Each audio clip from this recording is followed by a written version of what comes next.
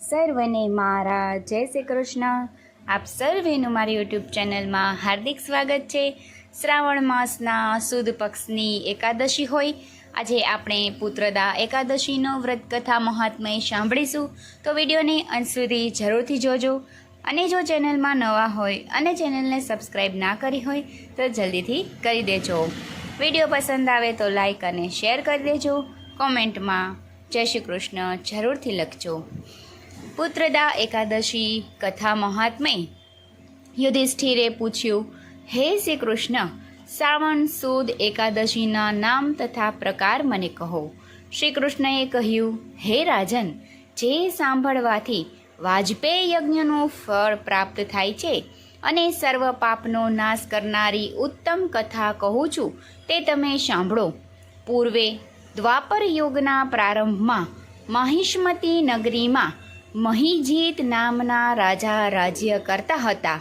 તે પુત્ર રહિત હોવાથી રાજકાજમાં મન લાગતું ન હતું. ઘણા ઉપાયો કર્યા છતાં પુત્ર પ્રાપ્તિ ન થતાં હવે ગઢપણ આવેલું જોઈ ચિંતામાં આવી ગયા. રાજાએ સભામાં જઈ પ્રજાની વચ્ચે કહ્યું, મેં આ જન્મમાં કંઈક પાપ કર્યું નથી, બ્રાહ્મણ કે દેવનું દ્રવ્ય લીધું નથી, પ્રજાનો પુત્રવત પાલન કર્યું છે, શિષ્ટ લોકોનો સત્કાર કર્યો છે. તો હે બ્રાહ્મણો, એવી રીતે હું ધર્મથી ચાલું છું, છતાં કયા કારણથી પુત્ર પ્રાપ્તિ થતી નથી તેનો આપ વિચાર કરો. રાજાના વચનો સાંભળી બ્રાહ્મણો, રાજાના પુરોહિત અને પ્રજા મળી ઘોર વનમાં ગયા. ઋષિઓના આશ્રમો જોવા ગયા. ત્યાં ઘોર વનમાં લોમશ ઋષિ તપ કરતા જોયા. ઋષિ નિરાહાર હતા, ધર્મના તત્વને જાણનારા હતા, શાસ્ત્રોમાં પ્રવીણ અને બ્રહ્મજ્ઞાની હતા. વળી એ ઋષિ ભૂત ભવિષ્ય અને વર્તમાન જાણનારા હતા. સઘળા આવેલા જનોએ મુનિને યથા યોગ્ય પ્રણામ કર્યા. ઋષિ બોલ્યા, તમે શા કારણે અહીં આવ્યા છો અને તમે મને કેમ વખાણો છો તે કહો. તમારું જેમ કલ્યાણ થશે તેમ હું કરીશ. અમારો જન્મ પરોપકાર માટે જ છે, એમાં સંયમ નથી. બધા જનોએ કહ્યું કે અમારા આવવાનું કારણ સાંભળો. એક સંયમ દૂર કરવા માટે અમે આપની પાસે આવ્યા છીએ. બ્રહ્માથી અને આપથી ઉત્તમ કોઈ નથી, માટે કાર્યવશ્ય તથા આપની પાસે આવ્યા છીએ. હે મહારાજ, હાલ મહિજીત નામના અમારા રાજા છે, પણ તેમને પુત્ર નથી, તેથી તેઓ ચિંતાતુર છે. તેથી જ અમે તમારી પાસે આવ્યા છીએ. હે મુનિ, મહાત્માઓના દર્શનથી જ કાર્ય સિદ્ધ થાય છે, જેથી રાજાને પુત્ર થાય તેવો ઉપાય બતાવો. મુનિરાજે ક્ષણવાર ધ્યાન ધર્યું અને રાજાની પૂર્વજન્મની હકીકત કહેવા લાગ્યા. લોમસ ઋષિએ કહ્યું કે આ રાજા પૂર્વજન્મમાં વૈશ્ય વર્ણનો હતો, નિર્ધન હતો ને નીચ કર્મ કરતો હતો. એક સમયે જેઠ સુદ એકાદશીના દિવસે મધ્યાહન વખતે વાણિયો ગામના સીમાડામાં આવ્યો. તે વખતે તે તૃષ્ણાથી વ્યાકુળ હતો, જેથી જળ પીવા જળાશ્રય પાસે આવ્યો.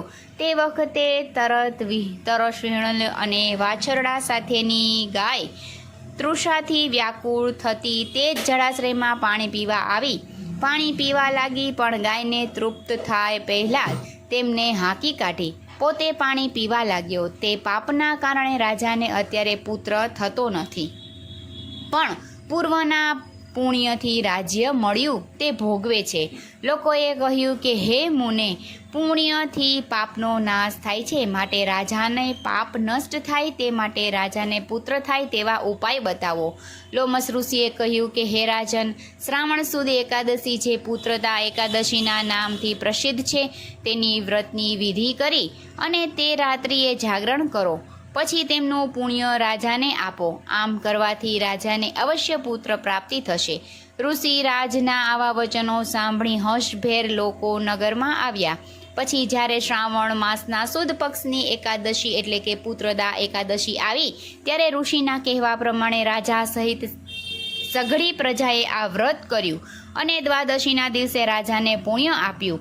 તેના પ્રભાવથી રાણીને 9 માસ પૂરા થયે સુંદર બળવાન પુત્રનો જન્મ થયો આ લોકમાં પુત્રની ઈચ્છા રાખનાર પુરુષે તે દિવસે વ્રત કરવું. જે માણસ આ એકાદશીનો મહાત્મય સાંભળે છે તે સર્વ પાપોથી મુક્ત થાય છે, આ લોકમાં પુત્ર સુખ મેળવી અને મૃત્યુ પછી સ્વર્ગમાં જાય છે. આવી રીતે ભવિષ્ય પુરાણમાં પુત્રદા એકાદશીનો મહાત્મય કહેલો છે. ઇતિ શ્રી ભવિષ્ય પુરાણે શ્રાવણ માસ્યાઃ શુક્લ પક્ષ્યાઃ પુત્રદાય નામવસ્યા એકાદશીયા મહાત્મયમ સંપૂર્ણઃ.